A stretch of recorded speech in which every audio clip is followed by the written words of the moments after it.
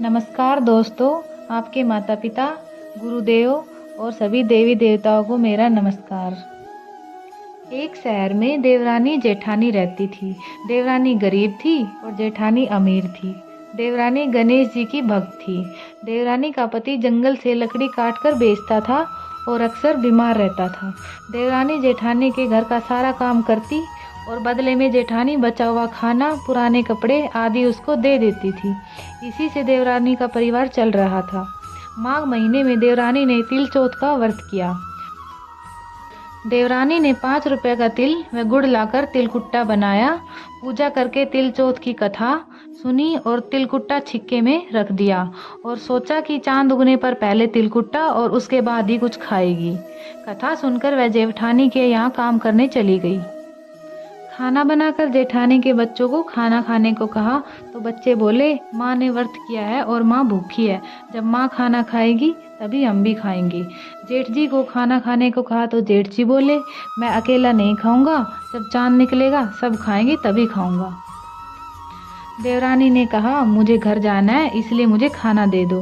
जेठानी ने उससे कहा, आज तो किसी ने भी अभी तक खाना नहीं खाया, तुम्हें कैसे दे दूं? तुम सवेरे ही बचा हुआ खाना ले जाना। देवरानी उदास मन से घर चली आई। देवरानी के घर पर पति बच्चे सब आस लगाए बैठे थे कि आज तो त्योहार है, कुछ पकवान खाने को मिलेगा। परंतु जब बच्चों को पता चला कि आज तो रोटी भी नहीं मिलेगी तो बच्चे रोने लगे। उसका पति भी बहुत क्रोधित हो गया और कहने लगा कि दिन भर काम करने के बाद भी वह 2 रोटियां नहीं ला सकती तो काम क्यों करती हो। पति ने गुस्से में आकर पत्नी को कपड़े धोने के धोने से पीटा। धोना हाथ से छूट गया तो पाटे से मारा। वह बेचारी गणेश जी को याद करते हुए रोते रोते पानी पीकर ही सो गई। उस दिन गणेश जी देवरानी के सपने में आए और कहने लगे, धोवन माटे पाटे मारी, सो रही है या जाग रही है?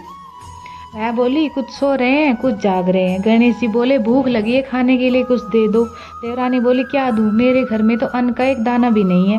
जेठानी बचा खुचा खाना देती थी, आज वो भी नहीं मिला। पूजा का बचा हुआ तिलकुटा छिक्के में पड़ा है, वहीं खा लो। गणेश जी ने तिलकुट खाया और उसके बाद कहने लगे, धोने मारी पाटे मारी, निमटाई लगी, कहाँ निमटे। उसने कहा, यह खाली झोपड़ी है, आप कहीं भी जा सकते हैं, जहाँ इच्छा हो वहाँ निमट लो। फिर गणेश जी बोले, अब कहाँ पूछूं। अब देवरानी को बहुत गुस्सा आया कि उन्हें कब से परेशान किया जा रहा है, सो बोली, मेरे सिर पर पोछो। और कहा। देवरानी जब सुबह उठी तो यह देखकर हैरान रह गई कि पूरा घर हीरो और मोतियों से जगमगा उठा है। सिर पर जहाँ विनायक जी पोछनी कर गए थे वहाँ हीरे के टिक्के और बिंदी जगमगा रहे थे। उस दिन देवरानी जेठानी के काम करने नहीं गई। जेठानी ने कुछ देर तो राह देखी, फिर बच्चों को देवरानी को बुलाने भेज दिया। जेठानी ने सोचा कल खाना नहीं दिया था इसलिए शायद देवरानी बुरा मान गई होगी। बच्चे बुलाने गए और बोले, चाची चलो, माँ ने बुलाया है, सारा काम पड़ा है। दुनिया में चाहे कोई मौका चूक जाए पर देवरानी जेठानी आपस में कहने का मौका नहीं छोड़ती। देवरानी ने कहा, बेटा बहुत दिन तेरी माँ के यहाँ काम कर लिया, अब तुम अपनी माँ को ही मेरे यहाँ काम करने भेज दो। बच्चों ने घर जाकर माँ से कहा कि चाची का पूरा घर हीरो और मोतियों से जगमगा उठा है। जेठानी दौड़कर देवरानी के पास आई और पूछा कि ये सब कैसे हो गया। देवरानी ने उसके साथ जो हुआ वो सब कह डाला। घर लौटकर जेठानी ने कुछ सोचा और अपने पति से कहने लगी, आप मुझे धोने और पाटे से मारो। उसका पति बोला कि भली मानस, मैंने तो कभी तुम पर हाथ भी नहीं उठाया, मैं तुम्हें धोने और पाटे से कैसे मार सकता हूँ। वह नहीं मानी और जिद करने लगी। मजबूरन पति को उसे मारना पड़ा। मार खाने के बाद उसने ढेर सारा घी डालकर चूरमा बनाया और छिक्के में रख सो गई। रात को चौथ विनायक जी को उनके सपने में आए और कहने लगे कि उन्हें भूख लगी है, मैं क्या खाऊं।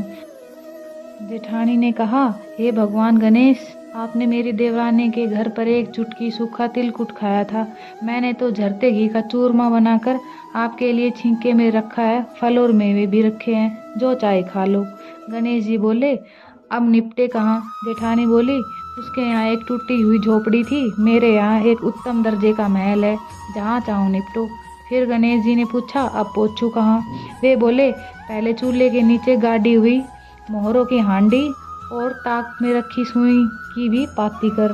इस प्रकार विनायक जी ने सुई जैसी छोटी चीज का भी बंटवारा करवाकर अपनी माया समेटी। हे गणेश जी महाराज, आपने जैसे देवरानी पर कृपा की वैसी सब पर करना। कहानी कहने वाले, सुनने वाले व ओंकार भरने वाले सब पर अपनी कृपा करना।